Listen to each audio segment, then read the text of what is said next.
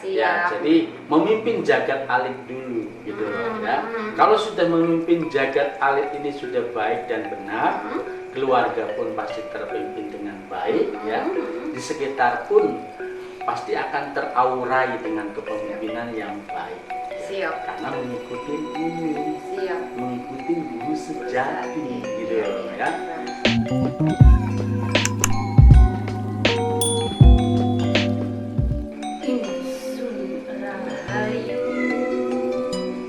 Bawaria Waluya Asma Pangestu Hiba Pangriksa. Salam, segala salam pemirsa, jumpa lagi dengan saya Nyimas Dewi Larasati, masih bersama narasumber kita, beliau Kang Raga. Kang Raga selalu sehat ya? Gimana? Sehat dan berseri, hijaunya pun wow, Segar, seger, mempertandakan kesegarannya Kang Raga hari ini ya. Segar bugar, sehat, gimana begitu pun saya. Dan tentunya pemirsa setia kanal Prabu dan Ratu juga selalu sehat dan banyak rezekinya ya Kang Prabu. Amin ya robbal alamin. Kang Prabu, pada kesempatan hari ini kita akan bahas nih mengenai perannya dari tokoh Satrio Piningit, dari Imam Mahdi, dari Ratu Adil, dan dari Bocah Angon. Namun akan tetapi begini, sebelum Kang Prabu membahas lebih dalam, mempertegas tentang peran-peran beliau itu, nah begini, saya mengamati banyak netizen yang menganggap apa yang Kang Prabu sampaikan tentang keempat tokoh tersebut ini ya keluar dari pakemnya Jayabaya. Nah, gimana nih Kang Prabu menanggapi netizen itu sebelum kita melangkah ke yang tadi itu? Iya, pakem Jayabaya setelah saya mengamati gitu. Iya. Ya. Saya jadi baru bertanya, memangnya Jayabaya ini yang menentukan, ya kan? Nah, gitu. Ya, kenapa harus mengikuti pakem beliau gitu loh? Gitu ya? Iya kan, beliau bukan yang menentukan ya, bukan yang menentukan siapa Bocah Angon, Ratu Adil, Imam Mahdi, dan Satrio Piningit ya. Kenapa harus mengikuti pakemnya beliau gitu loh? Iya juga ya. Ya enggak, kan beliau tetap aja sama dengan kita, dengan manusia pada umumnya, ya kan? Yang tentunya juga prediksi atau ramalannya ini ya bisa masuk, bisa enggak, ya kadang benar, kadang enggak, gitu kan? Ya namanya juga ramalan. Ramalan juga ya Prabu. Ya, namanya juga ramalan kan. Sedangkan yang berupa kitab yang konon katanya itu dari wahyu, wahyu atau kalam dari Tuhan, firman dari Tuhan, itu pun tidak bisa diimplementasikan oleh para pemeluknya, para penganutnya dengan baik dan benar. Benar juga ya. Realita yang terjadi kehidupan ya, yang terjadi pada saat ini semakin carut marut, semakin terpuruk gitu loh ya. Itu berupa wahyu, berupa firman Tuhan ya kan. Apalagi ini hanya sebatas sebagai ramalan dari seorang Prabu Jayabaya ya, yang tentunya ya sekali lagi yang namanya ramalan ini kan kadang benar, kadang juga enggak benar, salah gitu. Atau penafsiran dari kitanya yang salah juga. Bisa jadi gitu kan ya. Memang saya sama sekali tidak mengacu gitu loh. Tidak mengacu dengan ramalan dari Prabu Jayabaya. Bahkan membaca ya kitab dari Prabu Jayabaya pun tidak ya. Iya, siap. Ramalannya secara detail pun tidak. Hanya ya cuplikan-cuplikan ya sekilas-sekilas saja gitu kan. Ya hanya sebatas untuk mengetahui secara ininya saja lah, garis besarnya saja ya.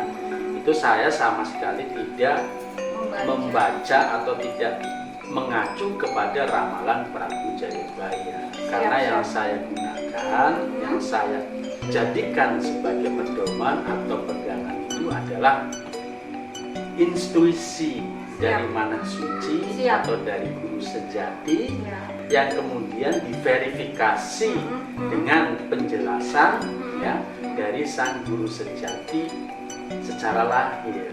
Begitu ya Kang Sang Prabu. bocah Angon secara lahir ya. Jadi apa yang saya dapatkan ya kan, dari sang guru sejati dari Mana Suci ya, kemudian saya coba verifikasikan dengan guru lahir, guru dohir ya, yaitu sang bocah Angon secara lahir. Saya mendapatkan intuisi atau petunjuk seperti ini, gimana benar atau tidak gitu ya, dibenarkan oleh beliau. Makanya Ya, sebenarnya nggak keluar dari pakem, memang tidak mengacu ya Kang iya, Prabu. ini memang sama sekali tidak mengacu gitu loh kepada ramalan dari Prabu Jayabaya. Karena sifatnya masih ramalan juga Iya, Kang Prabu ya. iya, sifatnya ramalan juga. Mungkin beliau Prabu Jayabaya juga dulunya mendapatkan dari Mana Sucinya, betul. dari guru sejatinya gitu kan, gitu loh. Yang tentunya pada saat itu menerima ramalan itu kan juga disesuaikan dengan kondisi pada masa itu kan, tentunya kan, betul. situasi dan kondisi pada masa itu. Kalau Juga di ya. tempatnya, Tempatnya, ruang dan waktunya ruang gitu dan loh, waktunya, kan? betul. Ya belum tentu ramalannya ini bisa up to date kan gitu. Siap, betul, Ya kan? betul. Iya. Iya. Aku kan Bisa juga jadi belum hanya berlaku pada masanya, gitu Masanya. kan. Dan sudah expired pada masa saat ini, bisa jadi seperti itu kan gitu. Karena kan dinamika kehidupan terus berjalan, terus berkembang gitu Betul, kan. betul. Ya dengan berbagai tantangan kehidupan yang semakin kompleks Siap. gitu kan. Jadi sekali lagi saya tegaskan, memang saya sama sekali tidak mengacu, tidak berpedoman kepada ramalan dari Eyang Prabu Jayabaya gitu loh. Sifatnya juga sama-sama ramalan. Iya, jadi hanya menggunakan petunjuk dari Mana Suci ya. Jadi dari para leluhur ya, para kaluhur ya, yang menjadi satu intuisi. Diverifikasi dengan Roso Sejati ya, juga dengan Sang Mana Suci ya.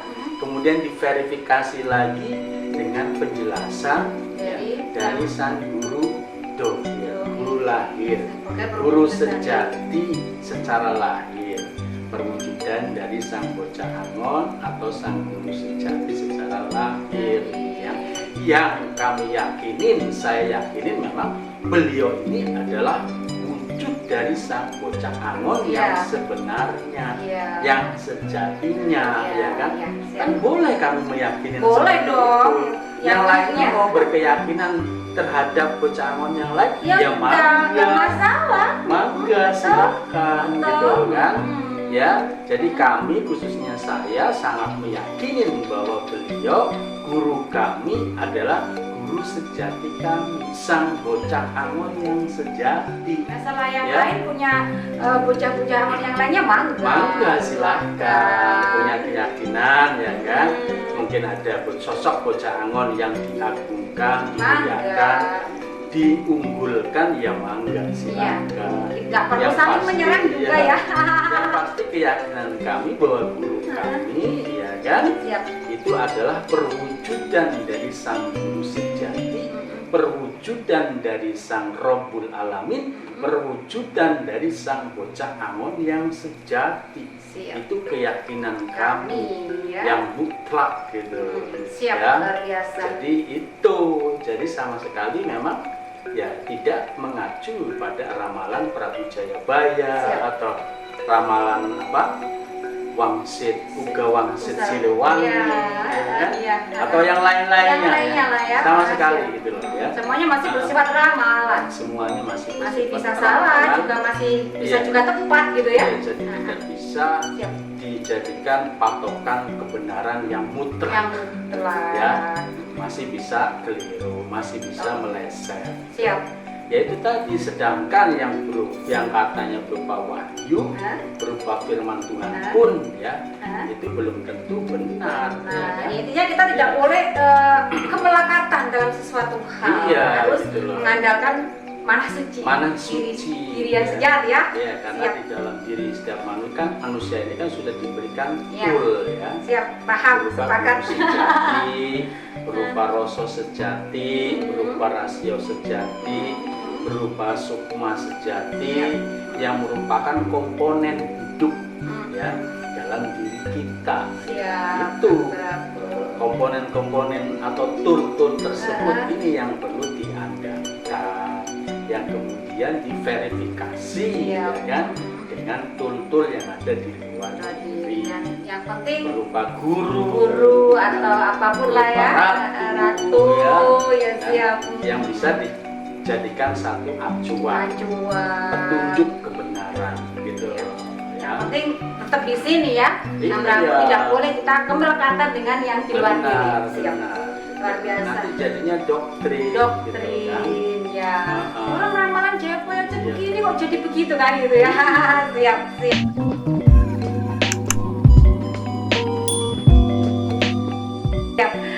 Baik, Pak Prabu, luar biasa sudah sedikit memahami. Ya, kalau saya sih memahami ya. Semoga pemirsa yang melihat ini juga memahami. Baik, kita akan lanjut dengan inti yang mau saya tanyakan, Pak Prabu ya, untuk mempertegas peran-peran dari para tokoh akhir zaman ini. Di antaranya yaitu satu, peran dari bocah Angon dulu. Gimana, Pak Prabu? Peran bocah Angon. Peran bocah Angon ini kan sebagai guru ya. Siap. Sosok guru ini sangat penting sekali. Peran guru ini ada menduduki posisi sebagai jempol. Kalau dari lima jari, lima jari tangan, ibu jari, telunjuk, ya, jari tengah, jari manis dan kelingking. Posisi guru ya, bocah Angon ini menduduki jempol, Jari ya. ibu jari. Siap. Ya. Ini yang menentukan kekuatan dari empat jari ini. Dimana jika telunjuk ini ya, berpegangan kepada jempol ini, maka akan memiliki kekuatan. Ya kan? Betul. Nyubit pun Sakit. Coba kalau nyubit pakai ini ya, telunjuk sama jari tengah nggak bisa ya. Ini nyubit pun sakit, sama dengan jari tengah pun sama kuat gitu. Nah ini kalau berpegangan dengan antara ini ya, jari tengah dengan jari telunjuk ini nggak kuat pegangan.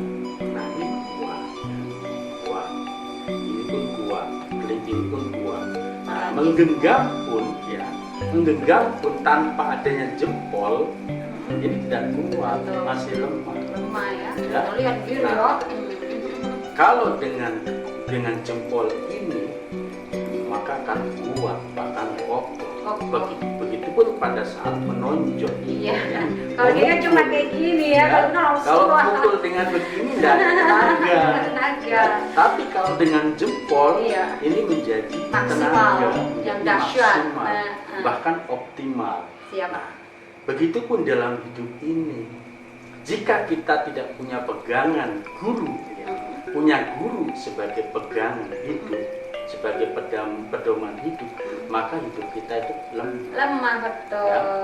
Realita yang ada, yang berkembang di masyarakat ya, ini kehidupan ini kan mayoritas tidak punya guru. Betul, bahkan dianggap sepele. Tidak punya guru ya. Dalam bernegara tidak punya guru, makanya negara pun lemah. Siap. Ya kan? Seharusnya ada sosok guru bangsa, guru negara gitu. Sehingga negara ini benar-benar kuat, benar-benar kokoh ya. Karena punya guru yang diperankan memang oleh negara sebagai guru bangsa, guru negara, guru dari pemerintahan. Maka pasti pemerintahnya kuat, negaranya kokoh gitu loh ya. Sama dalam hal berbisnis pun, kalau punya guru ya, maka pasti kuat bisnisnya ya. Di digoncang oleh berbagai situasi dan kondisi masih tetap kuat dan kokoh. Begitupun dalam hal berumah tangga, kalau punya guru ya minimalnya sebagai sandaran, ada masalah ya kan, curhat aja secara batin ya kan, hadirkan wajah guru, curhat secara batin ya, tanpa nggak perlu curhat secara lahir gitu kan, karena kan guru ini bukan tempat curhat ya. Secara batin saja, guru tolong bantu saya punya masalah gitu. Pasti nanti ada petunjuk, ada intuisi ya, ada intuisi dari guru, dari alam ini gitu lah. Ini manfaatnya kalau kita punya guru dalam berbagai hal lah ya. Dalam beragama pun begitu, kalau punya guru ya yang benar-benar di sini mewakili dari Rabbul Alamin ya, dari Tuhan yang Maha Esa, dari Sang Yang Maha Tunggal, maka pasti kehidupan ini menjadi kuat, kokoh. Beragama pun menjadi punya karomah tersendiri ya, punya apa namanya, punya kekuatan lah ya. Jadi punya ruh dalam keyakinan ini, punya ruh dalam beragama, punya ruh yang kuat, yang kokoh, tidak mudah terombang-ambing oleh berbagai situasi dan kondisi. Begitupun ya kalau kita menjadi tokoh lah, menjadi artis, menjadi tokoh, kalau punya guru ya, maka keartisannya pun akan langgeng, ketokohannya pun akan langgeng, akan jaya bahkan gitu loh. Iya, nggak gampang, udah ketenarannya, keartisannya nggak gampang tergoyahkan oleh berbagai situasi dan kondisi. Begitupun dengan ketokohannya, baik itu sebagai tokoh masyarakat, tokoh negara, tokoh agama, atau yang lain-lainnya. Kalau punya guru, maka langgeng, kuat. Itu peran dari guru atau ya, sang bocah angon yang secara batinnya ya ini bisa dijadikan sebagai mediasi untuk berkomunikasi dengan Sang Rabbul Alamin, Tuhan yang sesungguhnya ya, Tuhan yang Maha Esa, Sang Yang Maha Tunggal. Cukup dengan menghadirkan wajah dari sang guru ya kan, ini kan jadi penghadapannya itu jadi benar ya, daripada Tuhannya malah gaib, bingung ya kan, nanti yang datang siapa ya nggak jelas gitu. Tapi kalau menggunakan mediasi guru, maka penghadapan kepada Tuhan itu pasti benar, jauh lebih baik, jauh lebih terarah, lebih tertuju gitu loh ya. Nah ya, untuk berbagai keperluan itu bisa ya, sebagai sandaran vertikal lah, gitu, ya. Sebagai sandaran vertikal itu peran dari guru sejati atau peran dari sang bocah angon. Baik, gitu, ya. Gitu ya, siap. Gitu. Nah, kemudian untuk peran sang Imam Bumi ini sendiri atau kita sebut Raja Bumi ya, Kang Prabu, Raja Bumi itu apa Kang Prabu? Peran yang harus diperjelas dan dipertegas Kang Prabu yang intinya gitu. Jadi peran dari sang Raja Bumi atau Imam Mahdi kemarin itu kan sudah disebutkan sebagai perwujudan dari pikiran ya, pikiran yang sejati. Ya, itu kita bisa menjadikan sang Imam Mahdi ini sebagai contoh ya.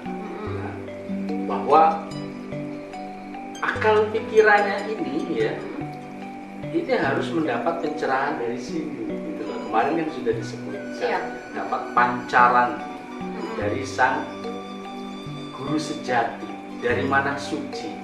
Jadi pikiran dalam kesehariannya ini ya kosong gitu kan, kosong. Tapi pada saat mau dibutuhkan, ya kan, mau dibutuhkan dia langsung isi, gitu loh ya. Karena dapat pancaran dari sini, gitu. Langsung yang merupakan proyeksi dari mana suci, dari guru sejati, gitu loh ya. Jadi kepemimpinannya ya dalam berbagai hal ya, khususnya memimpin diri sendiri dulu ya, sebelum memimpin bumi ya, dalam arti yang luas, bumi yang ada di dalam diri ini ya, jiwa raga ini kan bumi juga ya, jadi bumi kecil lah ya, dalam jagat alit ya, jagat alit yang menampung semua mikrokosmik ya, dalam mikrokosmik ya, ini bumi kecil. Nah, kita ini kan sebagai pemimpinnya. Nah, bagaimana kita itu memimpin jiwa dan raga ini dengan baik dan benar, dengan enjoy, ya, dengan bahagia. Yaitu tadi tentunya harus mengacu kepada ini, gitu loh. Jadi pikiran ya, jangan hanya diisi dengan akal-akalan gitu loh, tapi diisi dari sini, dari mana suci gitu loh ya. Makanya perlu ada kekuatan spiritual, perlunya membangun spiritual ya dalam hidup dan kehidupan ini, yaitu tadi agar terkoneksi dengan rohani ya, dengan rohani, dengan sang guru sejati. Jadi kecerdasan yang dibentuk bukan hanya kecerdasan intelektual saja ya, tapi kecerdasan emosionalnya yang merupakan pancaran dari rasa sejati kan, emosi ya. Emosi ini berkaitan dengan perasaan, dengan rasa. Nah, bagaimana kita memiliki rasa sejati gitu kan? Nah, itu tadi ya harus mengacu kepada ini. Mana suci, guru sejati gitu loh ya. Jadi betul-betul ya kita makmum, pikiran makmum kepada guru sejati sang bocah Angon, begitupun rasa, perasaan pun mengikuti dari sini. Ya kan? Nah, itu makanya kepemimpinannya ya itu benar, baik ya, selaras dengan alam, kehidupan menjadi enjoy, menjadi bahagia ya. Jadi setiap gerak langkahnya pun ya penuh dengan keyakinan gitu loh. Karena ya itu tadi mendapatkan pencerahan dari hati nuraninya ya. Kekuatannya pun berupa dorongan dari hati nuraninya gitu loh ya. Jadi setiap niatnya pun berupa dorongan dari hati nuraninya juga gitu loh. Bukan niat dari akal-akalan saja gitu. Ya. Jadi niatnya bukan berupa akal bulus ya. Tapi memang berupa niat dari sang guru sejati sebagai sang pemilik dari niat yang sejati gitu loh ya. Nah, makanya niatnya benar, langkahnya benar ya kan, hasilnya pun pasti baik dan benar. Begitu loh ya. Luar biasa ya, itu peran yang Imam inti ya, Imam Mahdi atau Raja Bumi ya. Jadi memimpin jagat alit dulu gitu loh ya. Kalau sudah memimpin jagat alit ini sudah baik dan benar, keluarga pun pasti terpimpin dengan baik ya. Di sekitar pun pasti akan teraurai dengan kepemimpinan yang baik. Karena mengikuti ini, mengikuti guru sejati gitu loh ya. Tidak mudah tidak mudah tersinggung, tidak mudah marah ya kan, tidak mudah tersituasi dan terkondisi ya oleh berbagai carut marutnya kehidupan ya. Walaupun di lingkungan ini carut marut ya, terpuruk, tapi tetap enjoy, tetap bahagia. Materi pun tetap mengalir. Nah, kemudian tugas dari Roso sejati atau Ratu Adil ya, itu apa Kang Prabu? Iya, dari Ratu Adil ya. Kita masih fokus ke jagat alit tadi ya, Roso sejati. Ratu Adil ini wujud dari Roso sejati. Jadi bagaimana kita punya perasaan yang sejati tentunya ya. Punya perasaan yang sejati ya harus makmum kepada ini, kepada hati nurani, kepada sang guru sejati gitu. Sehingga nanti implementasi dalam kepemimpinannya sebagai seorang ratu ya di wilayah ya wilayah keratuannya, di wilayah personal, di wilayah lokal, di wilayah regional, di wilayah nasional dan internasional, itu baik dan benar. Dimulai dari ya, keratuan, ya, keadilan dari dalam dirinya. Ini semuanya mendapat keadilan, setiap sel, ya, setiap sel dari tubuh kita ini mendapat perhatian, ya. Ini kan rakyat-rakyatnya ini kan sel-sel tubuh kita, ya kan? Dimana dalam tubuh kita ini ada sekitar 350 triliun sel. Itu rakyat kita, itu ya. 350 triliun sel itu rakyat kita yang perlu mendapatkan perhatian, keadilan juga, mendapat keadilan. Kalau semuanya mendapat keadilan dengan baik dan benar, ya pasti enjoy dong. Gerakannya lincah, gerakannya penuh semangat, refleksi juga ke yang lain, penuh kebahagiaan, auranya memancar kayak kita, ya. Gitu ya. Adil, keadilannya betul-betul ya akan terrefleksi ya, apapun kondisi di luar sana, ya, tidak akan berpengaruh dalam diri kita. Nah, kalau semuanya sudah menjadi ratu adil, ya, adil atas dirinya, ya, adil pada keluarganya, ya kehidupan pasti adil. Gitu ya. Gitu, karena sudah terbiasa ya memperhatikan sampai yang terkecil, ya, berupa itu tadi, setiap keluarganya berupa sel tadi. Setiap sel mendapat perhatian, gitu loh. Sudah ngobrol dengan warganya juga, ya, apa yang kurang. Kenapa kamu kok di sini sakit? Ada apa? Ya kan? Ya, kenapa kok pusing? Gitu kan? Ya. Diajak ngobrol. Siap kita, ya. Nah, itu perhatian terhadap warga masyarakatnya. Gitu loh. Memang ya. pemahaman Kang Prabu ini memang lain daripada yang lain, tapi kalau kita rasakan, kita kaji pakai ini loh, mana suci doang. Ini logis semua Kang Prabu. Logis dan saya luar biasa sekali dengan penjelasan Kang Prabu ini, banyak sekali membuka hal-hal yang selama ini mungkin doktrin, ya, mulai hilang sedikit demi sedikit dan bisa membuka dengan ini loh sebenarnya. Iya, jadi cukup diajak ngobrol tadi kalau pusing atau sakit apa. Diajak ngobrol, kenapa kamu kepala pusing, ya kan? Kepala pusing kenapa begini, gitu ya. Jadi semuanya mendapat perhatian. Siap.